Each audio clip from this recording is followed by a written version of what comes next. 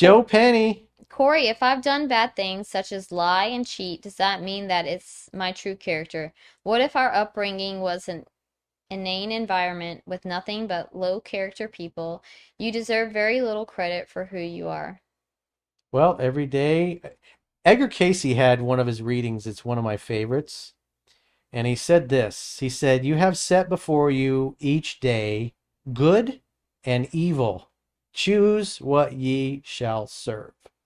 So every day you can choose to be good and to be righteous and to be brave and courageous, or you can be a treasonous little worm like Chuck Schumer. You can be a person of low character. Or what's the old Garth Brooks song? Have friends in low places? I got friends in low places. So you can either be the guy with friends in low places, or you can set the standard or define a new standard and be a righteous person. It's a conscious choice.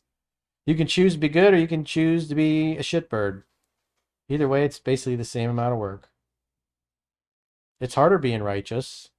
It's easier to be a dirtbag. I mean, look at all the satanic pedophiles that seem to be coming out, and then you hear all this stuff about human sacrifice and sacrificing babies, and then when you take into account in the United States alone, it's like close to like 300,000 kids a year just fucking vanish. Yeah, it's weird. They're just gone. They're never seen again. We know some of them get trafficked. We know some of them get murdered. But I think the majority of them, they just disappear and they're never, ever seen or heard from again. And Alex Jones was right about a lot of things. Looking back now, I remember the first time I saw him was like 2000. I was over at a friend's house, 2008, 2009. I was like, this stuff is so crazy and over the top. There's no way. They'd be reporting it in the news. Those people would be going to jail. Nope. And then you look at it and you just see the Russiagate thing and the fact that and it's been out there for years that Obama was involved and he was running it. It was his operation. He told John Brennan, the director of the CIA, he didn't care if there wasn't any evidence that Trump was being supported by Russia. He's like, find the evidence and make it up. The whole Mueller investigation, all the tens of millions of dollars of American taxpayer money that was wasted on that sham. He would every day he was in the news and on TV, and he knew that shit was a lie. Joe Biden, he knew it was a lie. Susan Rice knew it was a lie. John Clapper, um, he'd go on TV. Oh, I've seen the evidence. It's really extensive against Trump. You know, John Brennan. Oh, I've seen the evidence. It's really extensive. Director Comey, the director of the FBI, same thing. He's a leftist, and going, oh yeah, this is really terrible, and Trump's awful, and he's an evil person. Comey seems like a useful idiot, and he just believed what was on TV.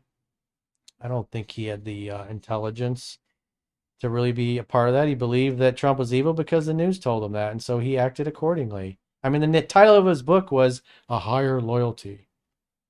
Self-righteous prick. He committed high treason. So we'll see if justice actually comes. We don't know yet. Oh, he asked if there was a question he asked earlier that wasn't in the she super got chat. cheated on, I guess, or something, or she was the one who was got cheated on. If she was Oh, she was cheated and cheated. lied in the past, but is not doing Like it she was the now. affair chick. Yes. Well, Yes, current yes. events Yeah. form future trends. You know, typically liars and cheaters don't change. Once a cheater, always a cheater. So in other words, if she's not happy, if she thinks in her mind it's not going to work out, then her character will enable her to go give out her number, even though she's still in a relationship and line up a replacement. Just like Giselle did. I mean, at the end of the day, she cheated on Tom. She wasn't happy. And you could say, well, she wasn't happy and he neglected her for years, so he deserved it. But I mean, that's the father of her children, and they're two very famous people.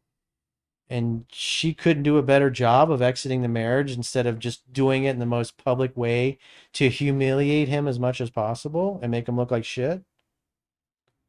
That's a terrible thing to do to the father of your children. You know, she should be apologizing to her kids for such a shitty example. He said, but she can always say she never cheated if she was the other woman and not in a relationship. But she's still a liar. And no, Well, it just she's shows not her gonna. value system is Yeah. the same. She doesn't mind breaking up somebody's family. She doesn't mind being with a liar and a cheater, so she's okay with that. A woman of high, think about it, a woman of high character, her father raised her right. If he found out she was sleeping with a married guy, he'd jerk a fucking knot in her ass. When you need to check a woman for being disrespectful, I tend to overthink the exact wording of what to say. Is it more about being ready to respond immediately after disrespect from her? Well, if she's doing something that's rude and disrespectful, you got to call her out on it. If you set a healthy boundary and she continually violates it, it's like I told you not to do that. It's like you need to be nice to me. You can't talk to me in that kind of tone of voice. You need to apologize. She bows up and goes, I ain't apologize. And it's like, well, until you're in a good mood and you're ready to apologize for that disrespect, I don't want to hear from you. You got to be nice to me, and I'm not putting up with it. So you got to let them know that you're serious. If they keep, stepping on your dick and crossing the boundary, you got to call them out on it because they want to be put in their place. They want to be put in their place verbally and especially in the bedroom. They want to submit, but only once you've shown you're worthy.